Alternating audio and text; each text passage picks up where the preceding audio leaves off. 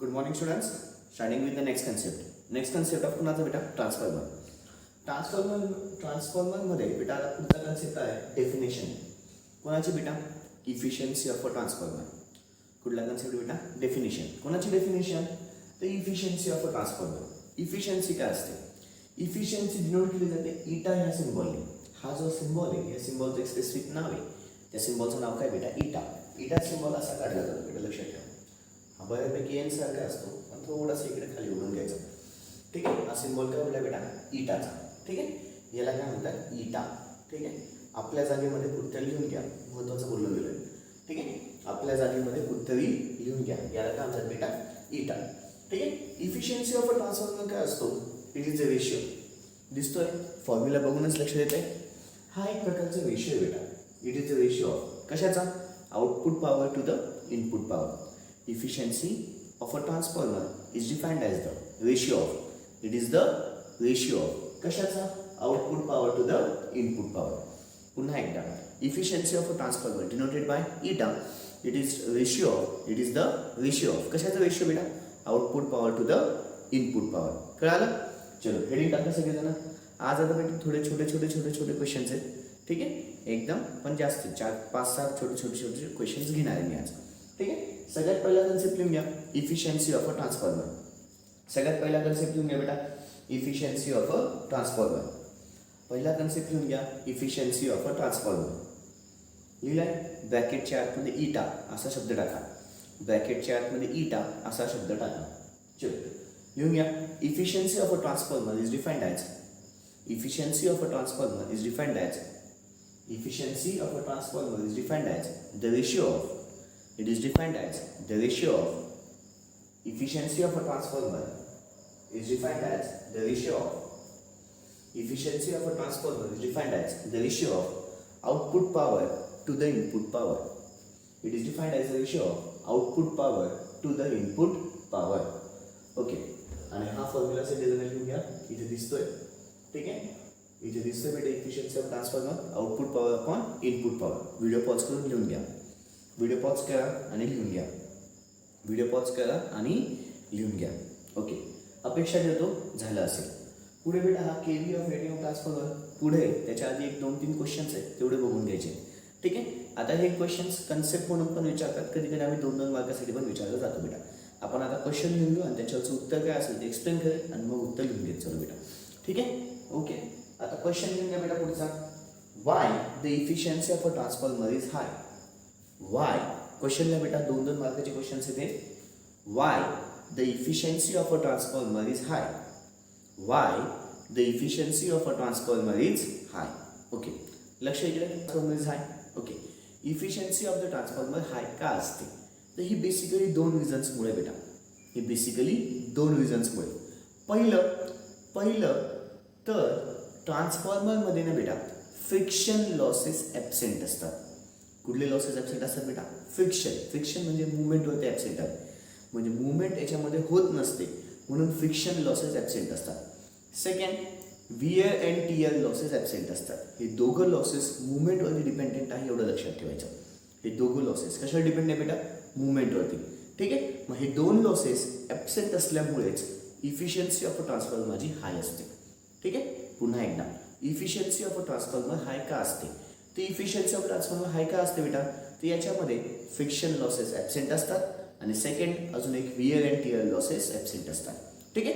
पुन्हा एकदा efficiency of the transformer high का असते? तर याच्यामध्ये फ्रिक्शन लॉसेस ॲब्सेंट असतात, वियर अँड टियर लॉसेस पण ॲब्सेंट असतात. ठीक आहे. चलो क्वेश्चन लिहून झालाय, उत्तर द्यायचंय. 2-2 मार्काचे ॲन्सर रिपीट आहे. लिहून घ्या. The efficiency of the transformer is high. The efficiency of the transformer is high. The efficiency of the transformer is high because there is absence of friction losses. Because there is absence of friction losses. Because there is absence of friction losses, and also there is absence of wear and tear losses. And also there is absence of wear and tear losses. And also there is absence of wear and tear losses. Okay, पुढचा question लिहायचा बेटा इक्वल सोडून, पुन्हा 2 मार्काचा. Give the condition for maximum efficiency. Give the condition for maximum efficiency. Okay, question लिहा पुन्हा एकदा. Give the condition for maximum efficiency. Question झाला असेल, सगळ्यांचं लक्ष इकडे. तुमच्या ट्रान्सफॉर्मरची मॅक्सिमम इफिशियन्सी कधी येईल ते तुम्हाला सांग. ठीक आहे, तुमच्या ट्रान्सफॉर्मरची किंवा आपल्या ट्रान्सफॉर्मरची इफिशियन्सी मॅक्सिमम कधी असते ते तुम्हाला सांगायचं आहे. त्याचं डायरेक्टली सायंटिस्ट लोकांनी प्रूफ करून ठेवलेलं आहे.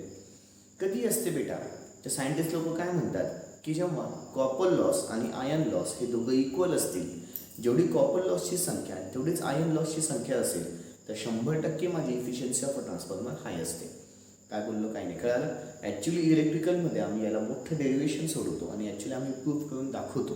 ठीक आहे, पण हे तुमच्या लेवलला आत्ता नाही आहे. तुमच्या लेवलला आत्ता हे नाही आहे बेटा. इलेक्ट्रिकल टर्म्समध्ये आम्ही याला मोठं डेरिव्हेशन सोडवतो बेटा, आणि आम्ही तुम्हाला दाखवत असतो की हे दोघं इक्वल येतात म्हणून. ठीक आहे, कॉपर लॉस आणि आयर्न लॉस इक्वल आले की मग माझं इफिशियन्सी ऑफ द ट्रान्सफॉर्मर हाय असते. एक मॅथमॅटिकल कॅल्क्युलेशन आहे, सायंटिस्ट लोकांनी सांगितलेलं. त्याच्यावरून माझ्या लक्षात येतं की बाबा रे, जेव्हा कॉपर लॉस आणि आयर्न लॉस हे दोघं इक्वल झाले तेव्हा इफिशियन्सी ऑफ अ ट्रान्सफॉर्मर हाय असते. मॅक्सिमम किती असते बेटा माहिती का? 1. जर पर्सेंटेजच्या फॉर्ममध्ये बघायला गेलं तर 1 × 100 इज नथिंग बट द 100%. ठीक आहे, म्हणजे मॅक्सिमम किती असते? 100% येऊ शकते, किंवा जर न्यूमरिकल फॉर्ममध्ये म्हटलं तर फक्त 1, आणि पर्सेंटेजच्या फॉर्ममध्ये म्हटलं तर 100%. पण ती कधी येते? जेव्हा कॉपर लॉसची संख्या आणि आयर्न लॉसची संख्या इक्वल असते, त्याच वेळेस माझी इफिशियन्सी ऑफ अ ट्रान्सफॉर्मर प्रचंड प्रमाणामध्ये हाय असते. लक्षात ठेवायचं, इफिशियन्सी ऑफ अ ट्रान्सफॉर्मर हाय कधी असते? जेव्हा कॉपर लॉसची संख्या आणि आयर्न लॉसची संख्या दोघांची सेम येते, तेव्हाच माझी इफिशियन्सी ऑफ अ ट्रान्सफॉर्मर हाय असते. ठीक आहे, ओके. उत्तर लिहून घ्या आता, आन्सर लिहून घ्या. The condition for maximum efficiency is that the condition for maximum efficiency is that the condition for maximum efficiency is that the condition for maximum efficiency is that the copper loss must be equal to the iron loss. The condition for maximum efficiency is that the copper loss must be equal to the iron loss. Is that the copper loss must be equal to the iron loss. Is that the copper loss must be equal to the iron loss. झाले बेटा, copper लॉसची संख्या आणि iron लॉसची संख्या कशी पाहिजे बेटा? Same. Fine, okay. पुढचा question घ्या. वाय इक्वल टू बेटा पुढचा question. Why the core of the transformer is laminated. Why the core of the transformer is laminated. Why the core of the transformer is laminated. Okay, लक्ष इकडे. आता सगळ्यांना आठवतं बेटा कोर कुठे असतो? मध्यभागी. इकडच्या साईडला त्या प्रायमरी वाइंडिंग असते, इकडच्या साईडला सेकंडरी वाइंडिंग असते, आणि मध्यभागी आपला कोर असतो. लॅमिनेटेड स्टील कोर बेटा. त्याला लॅमिनेशन्स का केलेलं असतं त्याचं रिझन सांग. मी तुम्हाला आता कन्स्ट्रक्शनमध्ये बोललो होतो की त्याला लॅमिनेशन का केलेलं आहे, याचं ॲक्च्युअल रिझन मी तुम्हाला पुढे सांगणार आहे म्हणून, तर ते आता सांगतो. याला लॅमिनेशन का केलेलं असतं बेटा? सगळ्यात पहिलं रिझन ते याच्यामुळे बेटा आयर्न लॉसेसची संख्या एकदम मिनिमाइज होते.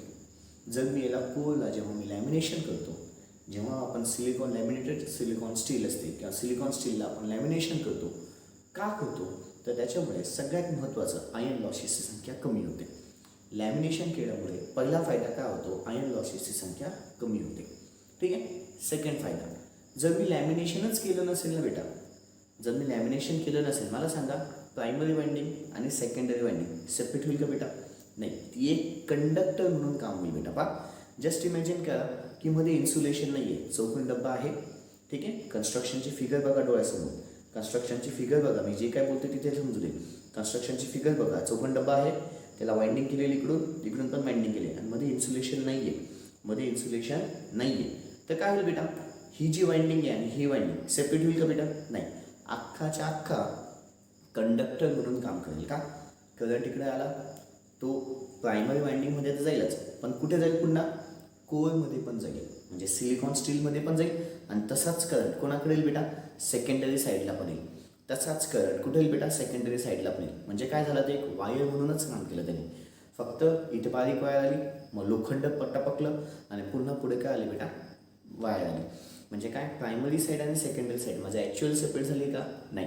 ती ॲक्च्युअल सेपरेट कोणामुळे झाली बेटा, इन्सुलेटिंग मटेरियल. ॲक्च्युअल सेपरेट कोणामुळे झाली, इन्सुलेटिंग मटेरियल. जेव्हा ते इन्सुलेटिंग मटेरियल असतं त्याच्यामुळे काय होते, ते करंट येतो, मग तो फ्लक्सच्या फॉर्ममध्ये प्रायमरीपासून सेकंडरीकडे जातो. तो फ्लक्स सेकंडरी साईडला कट होतो आणि मग माझं EMF इंड्यूस होऊन सेकंडरी साईडला करंट येतो. मग माझं EMF इंड्यूस होऊन सेकंडरी साईडला काय होतं बेटा, करंट येतो. म्हणजेच काय की प्रायमरी वाइंडिंग आणि सेकंडरी वाइंडिंगला सगळ्यात महत्त्वाचं सेपरेशन कोणामुळे होतं, तर इन्सुलेशनमुळे होतं. कोणामुळे सेपरेशन होतं बेटा, इन्सुलेशनमुळे. इन्सुलेशन नसेल तर ते सेपरेशन होणार नाही. इन्सुलेशन नसेल तर ते सेपरेशन होणार नाही. म्हणजे दोन महत्त्वाचे फंडे झाले. पहिला फंडा की बाबा इन्सुलेशन केल्यामुळे आयर्न लॉसेस कमी झाले. इन्सुलेशन केल्यामुळे आयर्न लॉसेस कमी झाले. सेकंड महत्त्वाचा फंडा, प्रायमरी वाइंडिंग आणि सेकंडरी वाइंडिंग इन्सुलेशनमुळेच सेपरेट झाली आहे, अन्यथा ती सेपरेट झाली नसती. ठीक आहे, प्रायमरी वाइंडिंग आणि सेकंडरी वाइंडिंग इन्सुलेशनमुळेच सेपरेट झाली आहे, अन्यथा ती सेपरेट झाली नसती बेटा. ठीक आहे, पुन्हा एकदा लॅमिनेशन का केलेलं आहे, पहिला मुद्दा आयर्न लॉसेस कमी होतात. दुसरा मुद्दा, सेकंड मुद्दा काय सांगता येईल, काय प्रायमरी वाइंडिंग आणि सेकंडरी वाइंडिंग त्याच्याचमुळे काय झाले बेटा, सेपरेट झाली. प्रायमरी वाइंडिंग सेकंडरी वाइंडिंग त्याच्याचमुळे काय झाली बेटा, सेपरेट झाली, अन्यथा ती सेपरेट झाली नसती. इन्सुलेशनमुळेच ती सेपरेट झालेली आहे. ठीक आहे, चलो लिखा पडेगा. The iron core of the transformer is laminated. The iron core of the transformer is laminated. The iron core of the transformer is laminated. The iron core of the transformer is laminated. The iron core of the transformer is laminated because of the following reasons. Because of the following reasons. Because of the following reasons. First, due to the lamination, iron losses can be minimized. Due to the lamination, iron losses can be minimized. Due to the lamination, iron losses can be minimized. Due to the lamination, iron losses can be minimized. Second, also due to the lamination,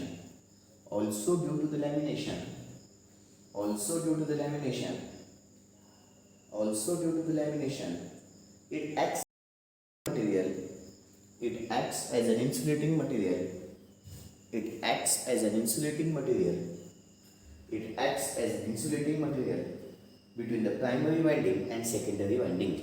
It acts as an insulating material between the primary winding and secondary winding.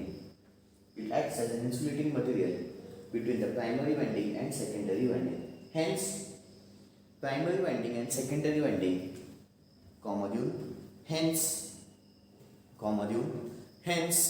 primary winding and secondary winding, hence, primary winding and secondary winding can be separated from each other.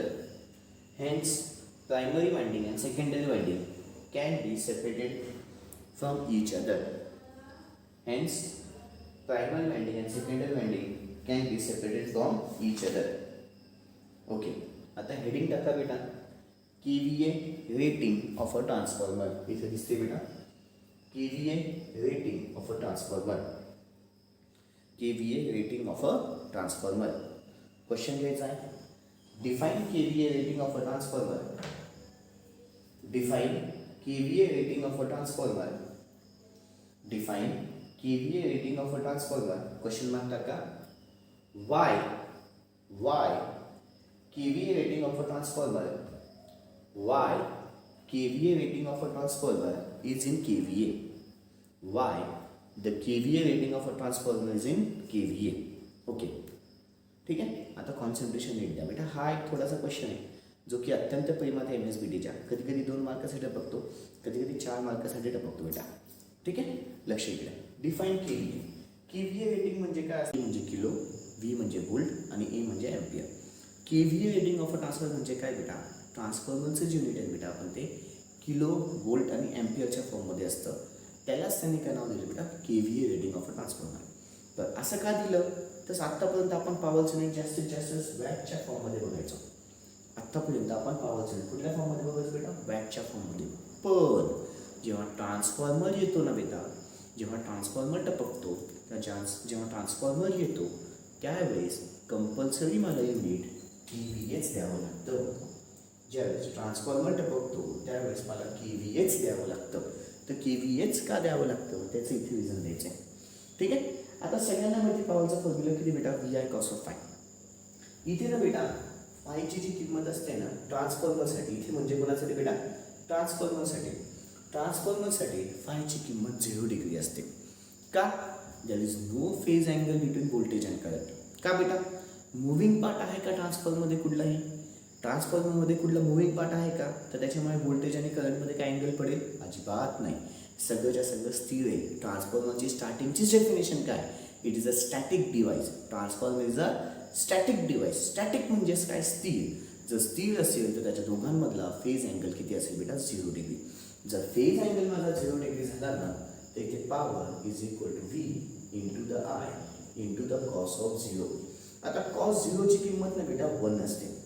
माहिती आहे सगळ्यांना? Cos 0ची किंमत किती असते? 1. म्हणून पॉवरचं उत्तर फक्त किती आलं? V into the I. पॉवरचं उत्तर किती आलं? V into the I. आता व्होल्टेजचं युनिट जर बघायला गेलो युनिटच्या हिशोबाने बघायला गेलो तर व्होल्टेजचं युनिट काय येतं? व्होल्ट आणि करंटचं युनिट काय येतं? अँपियर. म्हणजे पॉवरचं युनिट काय आलं बेटा? V येता आलं म्हणजे VA आलं. मग KVA काय लिहितात? तर इथे ट्रान्सफॉर्मरमध्ये जी कुठलीही माझी पॉवर निघते ती खूप जास्त असते. खूप जास्त म्हणजे किती जास्त बेटा? 1000च्या घरात असते. 1000च्या घरामध्ये म्हणजेच 10⁻³ घरात असते. इन द पॉवर ऑफ किती बेटा? 10⁻3. म्हणून इथे जेव्हा कधी पॉवर लिहितो आपण तर power is equal to 10⁻³ into the VA. 10⁻³ into the VA म्हणजेच पॉवर इज इक्वल टू किती असतो बेटा? KVA. म्हणजेच पॉवर इज इक्वल टू किती असतो बेटा? KVA. कळालं? ठीक आहे. एवढंच तुम्हाला सांगायचं आहे. पहिले KVA रेटिंग म्हणजे काय?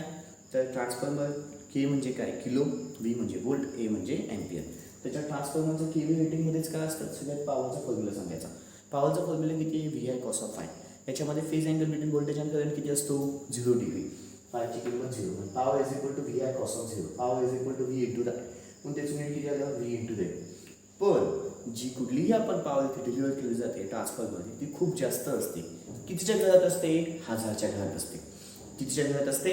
1000च्या घरात असते. म्हणजे 10⁻³ इंटू VA. मग पॉवर इज इक्वल टू किती आलं? Power is equal to KVA. त्याचं युनिट किती आलं बेटा? KV आणि A. कळालं? हा कन्सेप्ट झाला माझा कशाचा बेटा? KVA rating of a transformer. कुठला कन्सेप्ट झाला बेटा? KVA rating of a transformer. कळालं? चलो लेखापडी घ्यायची आहे. The power delivered by the transformer is in KVA. The power delivered by the transformer is in KVA. The power delivered by the transformer is in KVA. ब्रॅकेटच्या आतमध्ये kilo, volt आणि ampere. ब्रॅकेटच्या आतमध्ये kilo, volt and ampere. Bracket complete. The power delivered by the transformer is in KVA. The power delivered by the transformer is in KVA. Bracket च्या आतमध्ये kilo, volt, ampere. Bracket complete. Hence KVA rating is given to the transformer. Hence KVA rating is given to the transformer. Puts a point beta. The KVA rating of the transformer is in KVA. The KVA rating of the transformer is in KVA. The KVA rating of the transformer is in KVA because the power delivered by the transformer can be given by. Because the power delivered by the transformer can be given by. Because the power delivered by the transformer can be given by. P is equal to VI cos of phi. इकडे दिसते बेटा P is equal to VI cos of phi. P is equal to VI cos of phi. खाली लिहायचं आहे where cos of phi is equal to power factor. Where cos of phi is equal to power factor. खालच्या वेळी phi is equal to phase angle between the voltage and current. खालच्या वेळी phi is equal two phase angle between the voltage and current. पुन्हा खालच्या वेळेत but phi is equal to 0 degree. But phi is equal to 0 degree because the phase angle between the voltage and current is 0. Because the phase angle between the voltage and current is 0.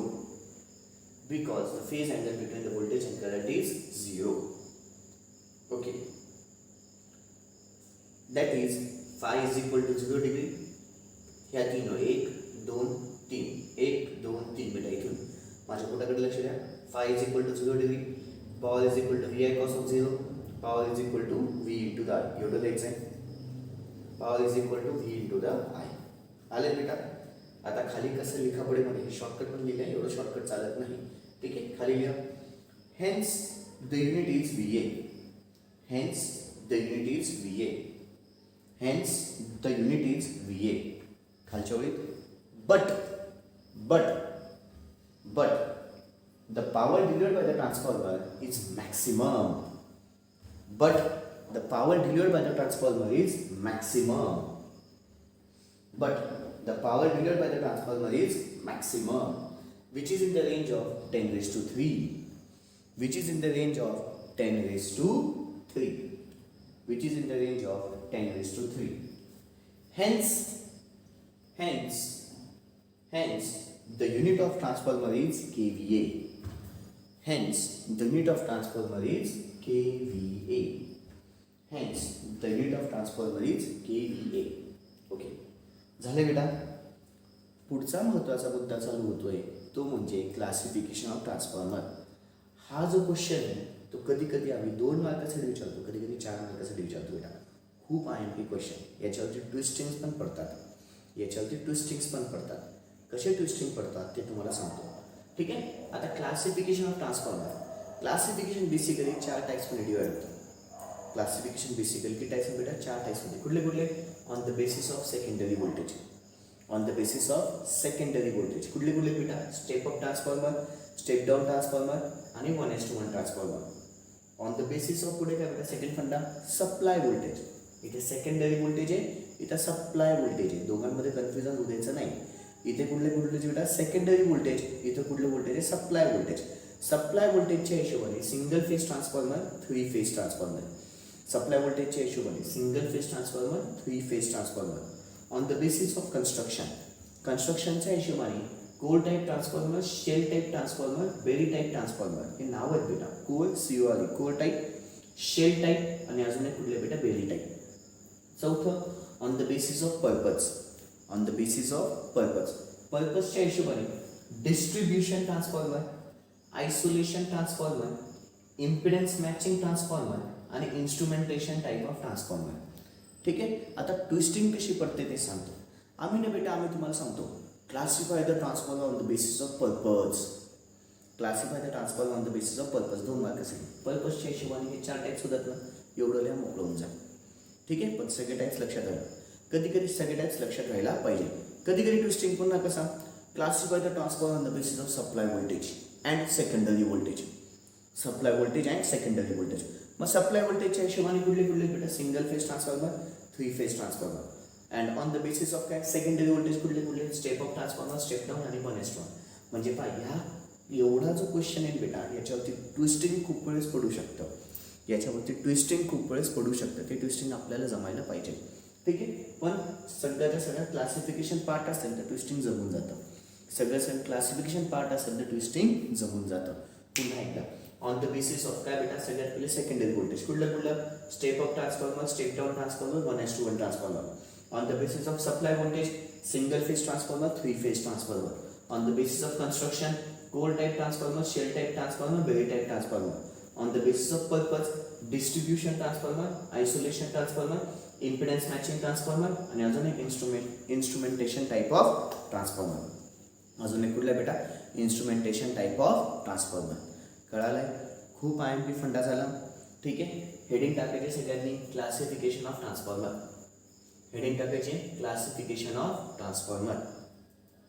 Question घ्या. Explain किंवा give in detail the classification of transformer. Give in detail the classification of transformer. Okay, video pause करायचा आहे, सगळ्याच्या सगळं chart काढायचा आहे. डोळ्यासमोर दिसतोय तो चार्ट सगळ्याच्या सगळं लिहून घ्यायचा आहे. व्हिडिओ पॉज करायचा आहे, चार्ट काढून घ्यायचा आहे. व्हिडिओ पॉज करायचा आहे बेटा, चार्ट काढायचा आहे सगळ्यांनी शांततेमध्ये. ओके, अपेक्षा ठेवतो चार्ट झाला असेल.